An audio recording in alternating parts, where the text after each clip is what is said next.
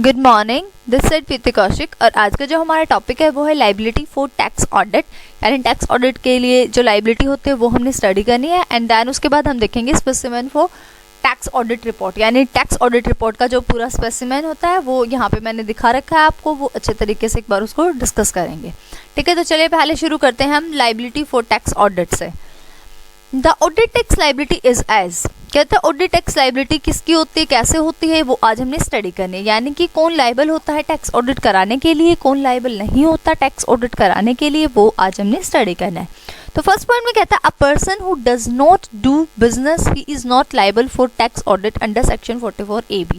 कहता है अगर कोई ऐसा पर्सन है जो कोई बिजनेस नहीं कर रहा तो वो पर्सन लाइबल नहीं होगा टैक्स ऑडिट कराने के लिए। कौन से सेक्शन के अंडर? 44AB सेक्शन के अंडर वो टैक्स ऑडिट नहीं कराएगा अगर कोई पर्सन बिजनेस नहीं कर रहा।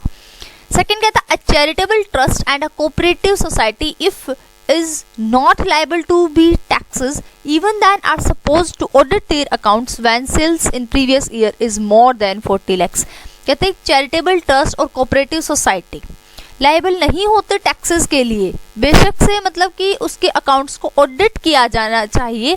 कब? जब उसकी सेल्स प्रीवियस ईयर में 40 लाख से ज़्यादा हो जाती है, जब भी वो टैक्स के लिए ऑडिट मतलब टैक्स के लिए लाइबल नहीं होती कोई भी चैरिटेबल ट्रस्ट और कोऑपरेटिव सोसाइटी।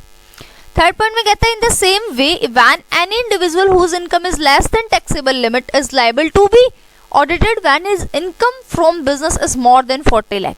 कहता है इसी सेम मैनर में अगर किस कोई इंडिविजुअल की जो इनकम है वो टैक्सेबल लिमिट से कम है तब वो लाइबल होगा अपने अकाउंट्स को ऑडिट कराने के लिए। केवल तब लाइबल होगा वो जब उसकी इनकम जो बिजनेस से आने वाली इनकम है वो 40 लाख से ज़्यादा हो जाती है, मोर देन 40 लाख हो जाती है, तब वो क्या होएगा?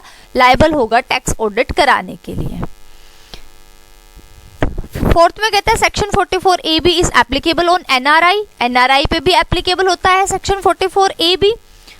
फिफ्थ में कहता है section 44AB does not apply on person whose income comes from section 44B and 44BBA। कहता है जो सेक्शन 44AB है वो किन पर्सन्स पे अप्लाई नहीं होता? उन पर्सन्स पे अप्लाई नहीं होता जिनकी इनकम जो 44B सेक्शन से या फिर 44BBA सेक्शन से आती है। अगर वहां से उन पर्सन्स की इनकम आ रही है तो उस इनकम के ऊपर टैक्स ऑडिट कराना कंपलसरी नहीं होता, यानी सेक्शन 44AB अप्लाई नहीं होता। Penalties for failure to get accounts audited, कहता है फिर पेनल्टी पे करनी पड़ती है जिसने मतलब कि जो भी अपने अकाउंट्स को ऑडिट नहीं करा पाया तो उन्हें क्या पे करना पड़ेगा? उन्हें पेनल्टी पे करनी पड़ेगी। व्हेन एनी एसएससी, जब कोई भी SSC fails to audit his account and, जब मतलब कि कोई भी ऐसा एसएससी है जिसको जो किस चीज़ के लिए लायबल था, जो लायबल था अपने अकाउंट्स को ऑडिट कराने के लिए, वो फेल हो गया अकाउंट्स ऑडिट कराने में and fail to send the report is liable under section 271B। तो कहता है वो सेम पर्सन क्या होएगा? वो लायबल मतलब कि वो रिपोर्ट सेंड करने में भी फेल हो गया, यानी रिपोर्ट भी वो सेंड नहीं कर पाया। यहाँ पे आप एक बार इसको ठीक कर देती हूँ मैं, एंड फेल्स यहाँ पे आएगा, and fails to send and fails to send the report, बस ये यहाँ पे द रिपोर्ट इज लाइबल, फिर उसके बाद लाइबल होगा ये कौन से सेक्शन के अंडर? Under section 270B। ठीक है, to the tune of 50% of total sales and gross receipts और 1 lakh which even is lower between the two can be find.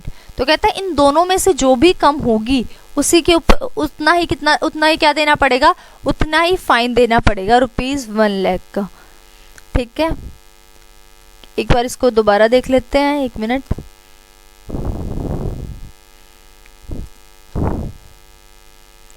Which ever is lower, देखो एक बार इसको दोबारा देखते हैं। यहाँ पे क्या था? टू द ट्यून, अब एक बार ध्यान से सुनो, कहता है penalty for failure to get accounts audited. अगर अकाउंट्स ऑडिट नहीं कराए तो पेनल्टी पे करनी पड़ेगी। When any SSC fail to audit his account, जब कोई भी एसएससी फेल हो जाता है अपने अकाउंट्स को ऑडिट कराने में, and fail to send the report, और रिपोर्ट सेंड करने में भी वो फेल हो जाता है, जबकि वो लायबल था कौन से सेक्शन के अंडर सेक्शन 271B के अंदर लायबल था कि उसे रिपोर्ट सेंड करनी है और अपने अकाउंट्स को ऑडिट कराना है, to the tune of 50% of total sales. तो अगर ऐसी सिचुएशन है तो क्या होएगा, 50% टोटल सेल्स का और ग्रॉस रिसिट्स और 1 लाख, कहता और जितनी भी ग्रॉस रिसिट्स है या फिर 1 lakh rupees, which ever even is lower, जो भी इन दोनों में से कम होगा, between the two can be find, उन दोनों में से जो भी कम होगा उतना ही क्या देना पड़ेगा, उतना ही फाइन देना पड़ेगा पेनल्टीज के रूप में एसएससी को। ठीक है जी, क्लियर यहाँ तक। अब उसके बाद हम एक बार स्पेसिमेन देख लेते हैं टैक्स ऑडिट रिपोर्ट का। According to the provision of income tax act 1961 section 44AB, the audit report is prepared in the following way. Audit report इस तरीके से प्रिपेयर किया जाता है, प्रिपेयर की गई है, ये बता रहा है ना, स्पेसिमेन बता रहा है टैक्स ऑडिट रिपोर्ट का। तो कहता है इनकम टैक्स एक्ट 1961 के अंदर सेक्शन 44AB के अंदर रिपोर्ट को प्रिपेयर किया गया है इस मैनर में। We have audited the account profit and loss account in balance sheet of Woodwool company limited Bahadurgarh for the period ending of 31st March 2014 is attached herewith and we report. कहता है ये मतलब बता रहा है इस report के अंदर कि हमने अकाउंट्स को ऑडिट किया है, प्रॉफिट एंड लॉस अकाउंट को एंड बैलेंस शीट को, कौन सी कंपनी का नाम दे दिया यहाँ पे, वुडवुल कंपनी लिमिटेड बहादुरगढ़, और कहता है कौन से पीरियड में हमने ये चेकिंग की है, तो 31 मार्च 2014 बता रहा है, और कहता है कुछ हमने इसके साथ अटैचमेंट दी है, और फिर कह रहा है वी रिपोर्ट, हम रिपोर्ट दे रहे हैं। फर्स्ट कहता है we have received all the information and explanation needed for our satisfaction and audit. कहता है हमें सारी इंफॉर्मेशन, सारी एक्सप्लेनेशन जो भी जरूरत थी हमारी सेटिस्फेक्शन के रिगार्डिंग ऑडिट करने के टाइम, वो सारी मिल गई है।